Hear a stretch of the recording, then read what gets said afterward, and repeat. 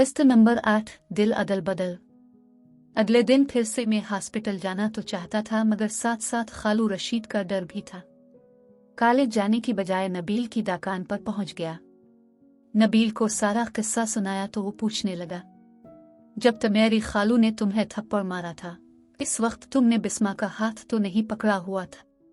दिल तो चाह रहा था, मगर वो कहने लगी, मैंने खुद ही तुम्हारा हाथ थाम लिया है, अब तो मुझे छूने की कोशिश मत करना। अगर मैं इसका हाथ पकड़ता तो वो खालू की जगह खुद ही थप्पड़ मार देती। मतलब? नबील ने बारासा मुंह बनाकर पूछा।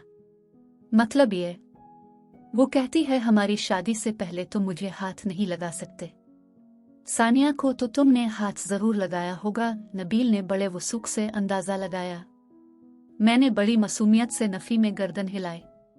तो बड़ा ही नालायक लिलू है, नबील ने तुर्श लहजे में कहा।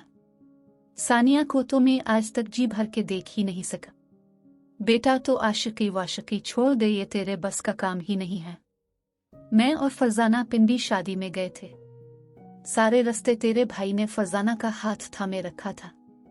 नबील, मुझे बता मैं क्या करूं? अपनी मोहब्बत के किस्से मत सुना। सारी रात वो मेरे सीने पर सर रख के लेटी रही थी।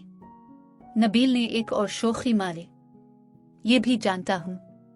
मुझे बता मैं क्या करूं? मुझे नबील पर शदीद गुस्सा आ रहा था, मगर इससे मेरे गुस्से से कोई फर्क नहीं पड़ रहा था। तो चंद दिन बिस्मा से कोई राब्ता ना रख।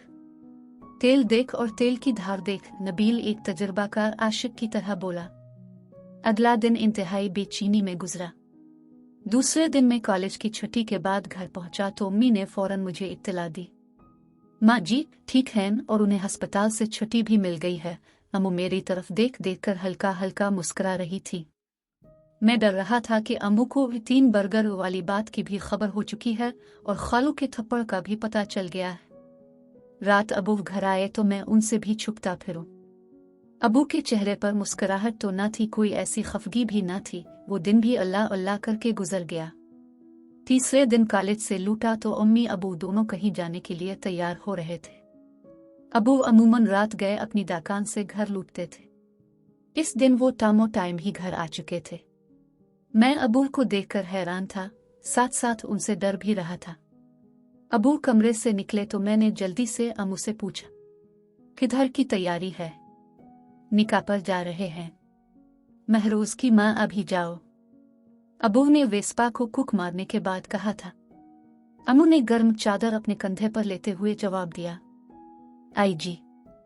हरीम और तहरीम ट्यूशन से आती हैं तो उनके पास ही रहना। आलू पालक मैंने पका दी है, रोटियां तंदूर से ले आना। अम्मू ने बाहर जाते जाते एक ही सांस में सब कुछ कह दिया था।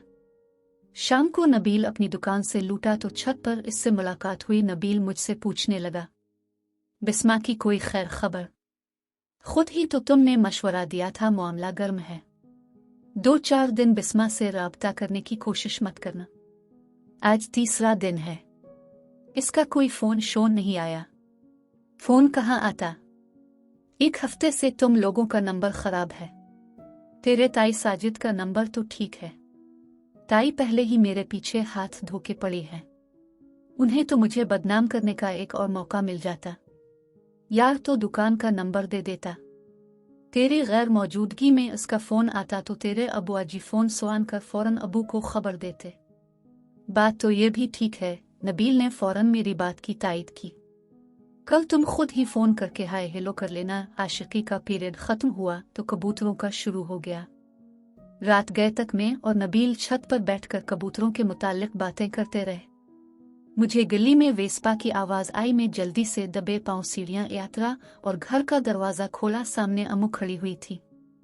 अबू फिर कहाँ चले गए हैं? मैंने गली में झांकते हुए पूछा। वेस्पा वापस करने अम्मू ने घर के अंदर दाखिल होते हुए अपने कंधों से अपनी गर्म चादर उतरती हुए कहा और खुद अपने कमरे में चली गई। मैं भी उनके पीछे पीछे हो लिया। तुम्हारा बिस्मा के साथ कोई चक्कर था क्या? अम्मू ने बड़े आराम से पूछा, मगर मेरे लिए इसका जवाब देना मुश्किल हो गया था। चक्कर? मैंने नाटक करने की कोशिश की। आज वो मेरे गिले लग के बड़ा रोई थी। अम्मू ने कुर्सी पर बैठते हुए बताया। क्यों, कोई ऑपरेशन हुआ है इसका? मैंने ऐसे पूछा। जैसे मैं बिस्मा को जानता ही नहीं था। नहीं, शादी भी ऑपरेशन जैसी ही होती है, उम्मी ने फीका सा मुस्कुराते हुए जवाब दिया। शादी किसकी? मैं इज़्तिराब के साथ सिर्फ इतना ही पूछ सका कि बैरूनी दरवाजा खटकने लगा। उधर मेरा दिल डूबने लगा। जल्दी जाओ, तो मेरी अबूजी हैं, अम्मू ने जोर देकर कहा। मैंने बोझल कदमों के साथ जाके दरवाजा खोला था। जैसे ही अबू की मुझ पर नजर पड़ी, वो मेरे कंधे पर हाथ रख के पूछने लगे, यार महरोज, तुम्हारा कोर्स कब खत्म होगा? आखिरी साल है। अबू मेरे कंधे पर हाथ रख के मुझे अपने साथ अपने कमरे में ही ले आए। महरोज की माँ, उसका कोर्स पूरा होता है तो मैंने भी इसका ऐसे ही सादगी से निकाह कर देना है। अबू जी कुर्सी पर बैठकर अपने बूट और मोजे उतारते उतारते बोले थे, अभी इसकी उम्र ही क्या है, आसी कुछ करने तो दे, 21-22 का हो गया है। बिस्मा तो इससे भी छूटी थी, वो अपने घर की हो गई है। जो मुगालता था वो भी दूर हो गया। इससे पहले कि मैं रू देता, मैंने जल्दी से वहां से खसकना ही बेहतर समझा। अगर तुमसे मेरी शादी ना हुई तो मैं मर जाऊंगी। बिस्तर पर लेटे हुए मुझे बिस्मा की कही हुई एक बात याद आई। मैं बिस्तर से अपने आंसू साफ करते हुए उठा और छत पर चला गया। एक कोने में टूटी हुई कुर्सी पर बैठकर मैंने खुद कलामी की। बिस्मा, तुमने इतना बड़ा धोखा दिया है मुझे। मेरे कंधे पर किसी का नाजुक हाथ था, मैंने भी अपना हाथ इसके हाथ पर रख दिया।